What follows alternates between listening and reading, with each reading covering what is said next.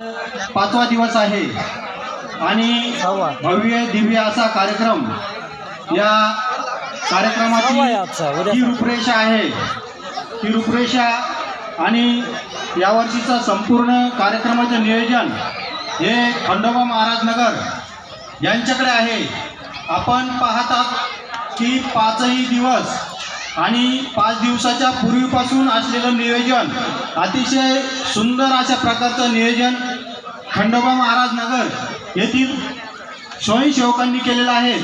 मी विठ्ठलवाडीच्या वतीने आणि सर्व गावकऱ्यांच्या वतीने मी खंडोबा महाराज नगर या सर्व भाविकांना सर्व स्वयंसेवकांना धन्यवाद देतो की त्यांनी पावसात देखील इथे येऊन या ग्राउंडवरती पूर्ण पाणी भरलेलं होतं।